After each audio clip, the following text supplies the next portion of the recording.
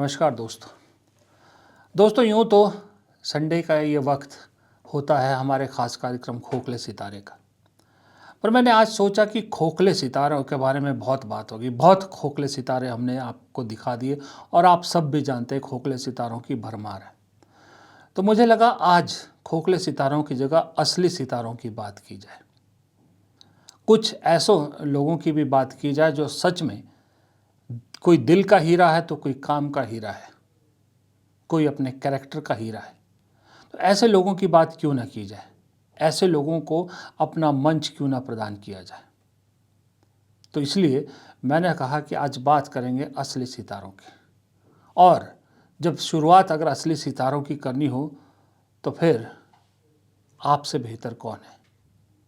जी हाँ, मैं आपकी बात कर रहा हूँ, जो आप लोग ये वीडियो देख रहे हैं। मैं बात कर रहा हूँ जनता की, मैं बात कर रहा हूँ हिंदुस्तान के उन लोगों की जिनकी वजह से हम जिंदा हैं। मेरी नज़र में आज के वक्त में अगर कोई सबसे बड़ा सितारा है वो आप लोग हो। हाल ही में Kunal Kamra stand up comedian को लेकर जो कंट्रोवर्सी हुई आपने देखा, लेकिन उससे ज़्यादा हैरान करने वाली बात ये थी कि जो कुणाल कामरा को पब्लिक ने सपोर्ट किया वो बहुत हैरान करने वाला था। बड़ी बड़ी मूवमेंट्स को, बड़े बड़े लोगों को इतना सपोर्ट नहीं मिला जनता का जितना कुणाल कामरा को मिला। फाइनेंशियल, मेंटल, मोरल सब तरह का सपोर्ट लोगों ने भर भर के दिया। कुणाल कामरा ने शायद खुद भी सपने में भी नहीं सोचा होगा कि उनकी इस कंट्रोवर्सी की वजह से उन्हें इतनी फाइनेंशियल, इतना पैसा इकट्ठा हो जाएगा और इतना मोरल सपोर्ट उनको मिलेगा। ये उदाहरण है कुणाल कामरा कि जिस देश की जनता आज भी सही के साथ खड़ी है। मैं खुद कहता हूं कि आप लोग ना होते तो हम सब ना होते। हम में से बहुतों का परिवार ना चल रहा होता, हम सब के बहुतों के रोजगार ना होते। मैं खुद इस चीज़ का गवाह हूं कि मैं यदा कदा अपील करता हूं, उसके बावजूद हर महीने आप लोग ना सिर्फ मेरे वीडियोस को प्यार लुटाते हैं बल्कि जितना हो सके आप मेरी आर्थिक मदद भी करते हैं। इसके लिए मैं आपका जितना शुक्रिया अदा करूं उतना कम है। जिसकी जितनी हैसियत या जिसकी जितनी कुव्वत होती है, प्यार होता है, ये पैसे से नहीं होती। कोई 40 रुपए की भी मदद कर देता है और कोई हज़ारों में भी मदद करता है। एक शख्स है, मैं उनकी बिना परमिशन से नाम नहीं लेना चाहता, लेकिन एक शख्स है जो हर महीने एक पर्टिकुलर अमाउंट मुझे भेजते हैं, अच्छा खासा अमाउंट भेजते हैं और वो कहते हैं कि मैं सिर्फ आपको नहीं और चैनलों को भी देते हैं। वो इस तरह के चैनलों को जो सरकार के खिलाफ आवाज़ उठाते हैं, जो गोदी मीडिया नहीं है। अब ऐसे शख्स को क्या कहें आप। ऐसे शख्स फरिश्ता नहीं तो और क्या है।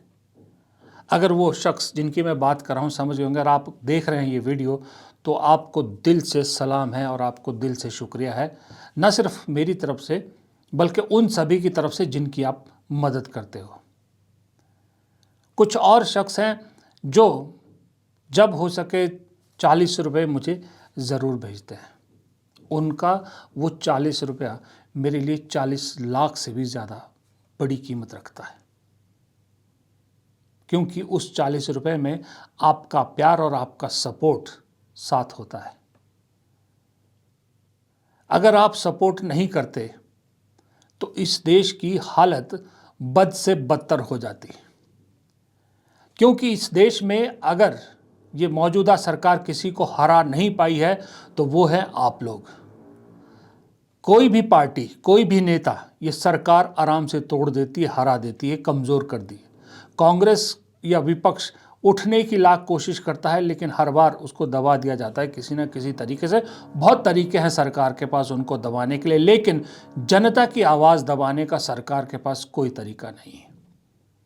अगर आप लोग ना होते तो इस देश में जितने सोशल मीडिया पे अभी चैनल चल रहे हैं, खास करके यूट्यूब पे, चाहे मैं हूँ, चाहे द पब्लिक इंडिया है, चाहे अजीत अंजुम है, चाहे रवीश कुमार है, चाहे अभिसार है, कोई भी है जो सही में जर्नलिज्म कर रहे हैं, पत्रकारिता कर रहे हैं, अगर आप लोगों का साथ ना मिलता तो क्या हम लोग ये कर पाते? कभी नहीं कर पाते। क्योंकि आपसे मिल रहा आर्थिक मदद ही सब कुछ नहीं है।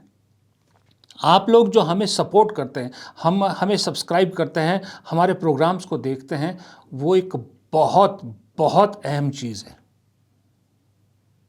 मैं मानता हूं कि बहुत सारे चैनल जो है वो मिलियंस में उनके सब्सक्राइबर हैं, उनको यूट्यूब से भी ठीक ठाक पैसा मिल जाता है। लेकिन अगर मैं छोटे यूट्यूबर्स की बात करूं जिनके 10 लाख से कम है, हमारे जैसे, हमारे लिए तो आपकी हर चीज़ बेहद कीमती है। आपका प्यार कीमती है, आपका आशीर्वाद कीमती है, आपकी मोरल सपोर्ट कीमती है, आपकी आर्थिक मदद कीमती है, सब चीज़ कीमती है।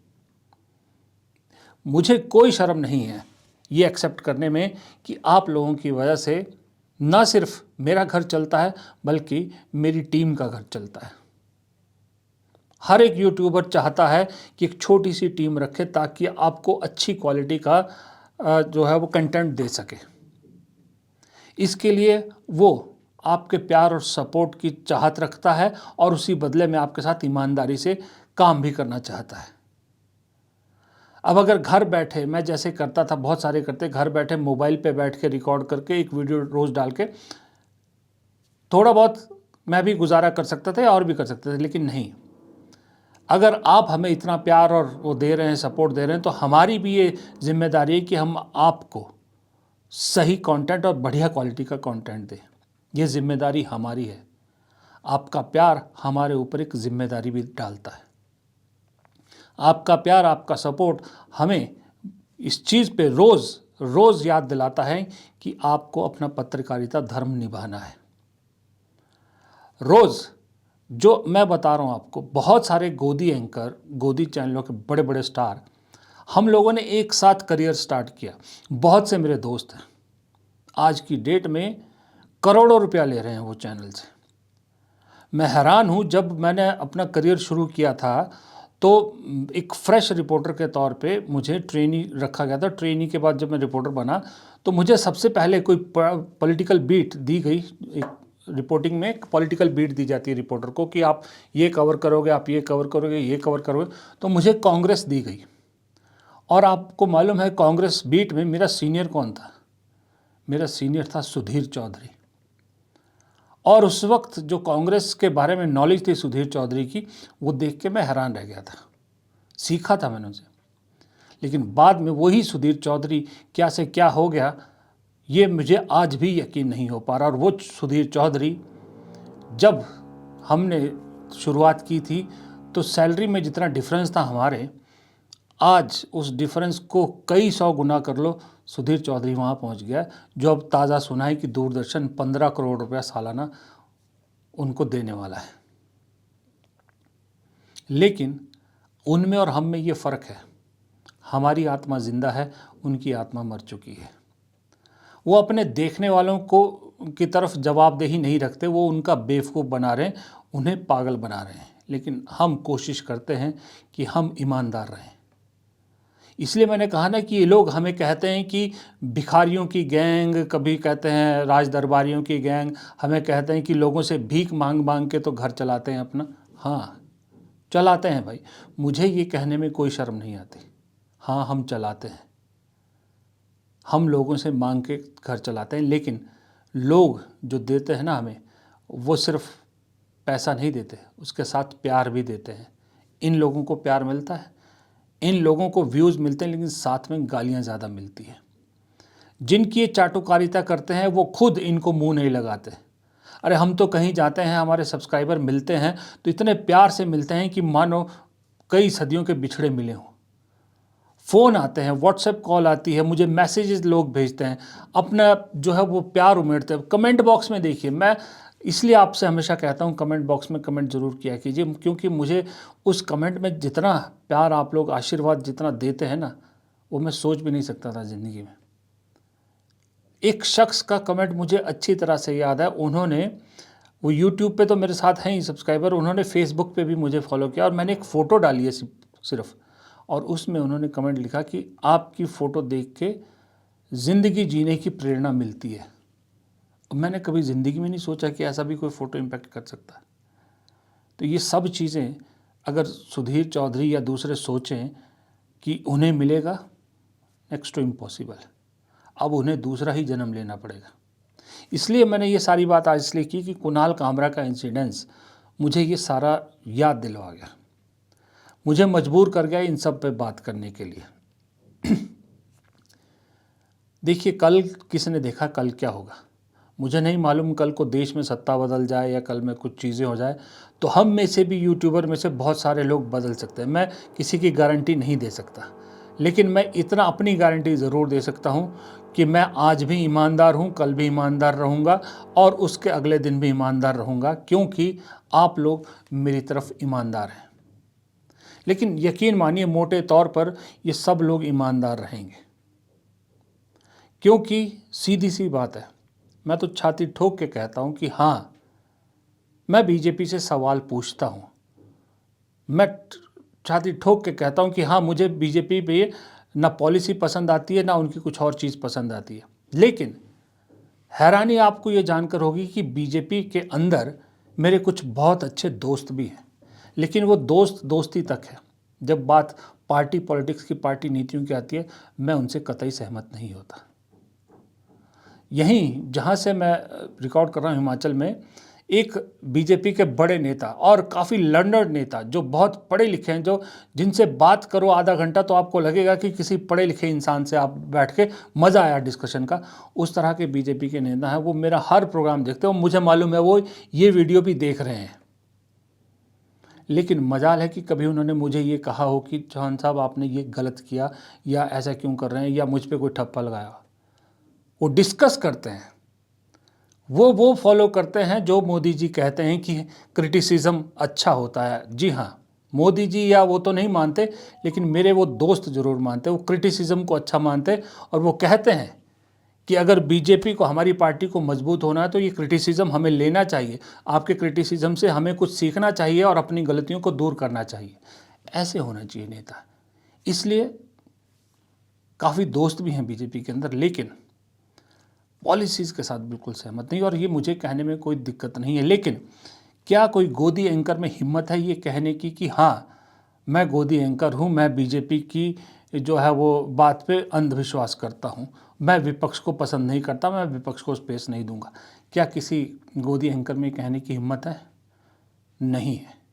वो इसलिए नहीं है क्योंकि वो ईमानदार नहीं है, और ना उनके साथ कोई ईमानदारी से लोग जुड़े हैं जो उन्हें इस तरह की बात कहने की हिम्मत दे और आशीर्वाद दे।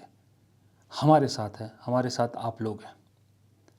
इसलिए मुझे लगा कि कुणाल कामरा का इंसिडेंस इस देश की आंखें खोलने के लिए बेहद ज़रूरी है कि देखिए, आप बड़े बड़े जो है पार्टियों को तो छोड़िए, इस देश के इतिहास बदलने की कोशिश तो छोड़िए, आप एक छोटे से स्टैंड अप कॉमेडियन को नहीं दबा सके।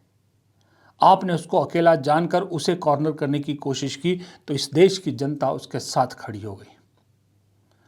बीजेपी वाले और दूसरे वाले हैरान है देख के कि कमेंट बॉक्स में जितने पैसों की बरसात उस शख्स पे हो रही है, जितने प्यार की बरसात उस पर हो रही है।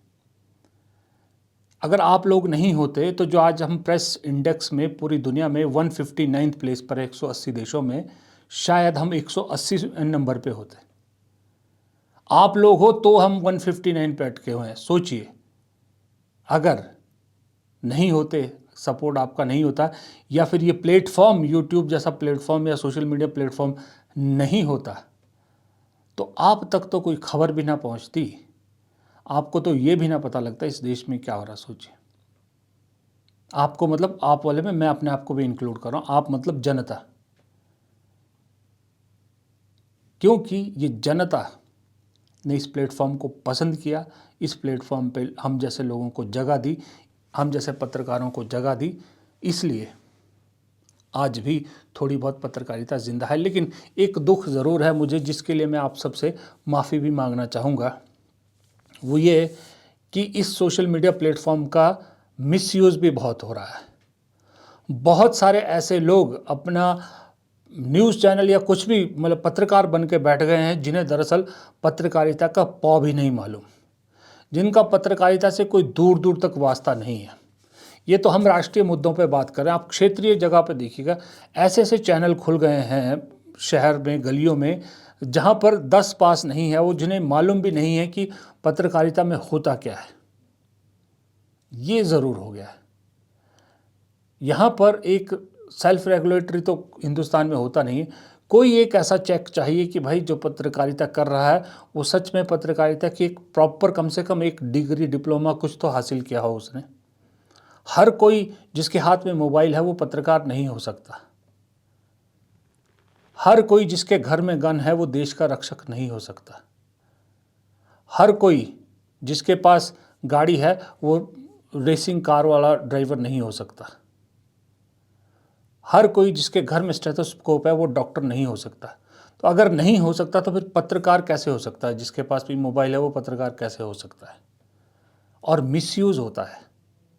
ये चीज़ मैं ज़रूर कहूँगा कि इसके लिए, इस मिसयूज़ के लिए क्षमा प्रार्थी हैं, क्योंकि हम में से ही हिंदुस्तान में ये है कि जो चीज़ चल पड़ती है उसके मिसयूज़ करने वाले बहुत ज़्यादा चल पड़ते हैं और वो चल रहे हैं। इसके लिए आपको भी साथ देना पड़ेगा, आपको भी ऐसे लोगों से क्योंकि आप इतने समझदार हैं, आप खूब समझते हैं कि किसकी बात में दम है और कौन हवाई बातें कर रहा है, ये आप बहुत अच्छी तरह से जानते हैं, मैं जानता हूँ। तो ऐसों से थोड़ा दूरी रखिए, जैसे आपने गोदी मीडिया से दूरी रखी है ऐसे फर्जी पत्रकारों से भी थोड़ा दूरी रखिए, ताकि ये जो सोशल मीडिया प्लेटफॉर्म है कम से कम ये स्वच्छ रहे, स्ट्रांग रहे और आप तक सही बात पहुंच सके और आपका सपोर्ट भी सही लोगों को मिल सके। आज मैं इतना ही आपसे अपनी बात ख़त्म करना चाहूँगा। माफ़ी चाहूँगा अगर आपको मेरी बात में कुछ गलत लगा हो या अच्छी ना लगी हो तो क्षमा चाहूँगा, लेकिन बहुत दिनों से मेरे दिल में था कि ये बात आपसे रखूँगा और अपनी पूरी टीम की तरफ से अपने हर दर्शक का, जिसने एक बार भी मुझे देखा है, उसका तहे दिल से शुक्रिया अदा करना चाहता था। और जो आज पहली बार देख रहे हैं उनका भी बहुत बहुत शुक्रिया, और उम्मीद करूँगा कि वो आगे भी हमारे साथ यूँ ही जुड़े रहेंगे। नमस्कार।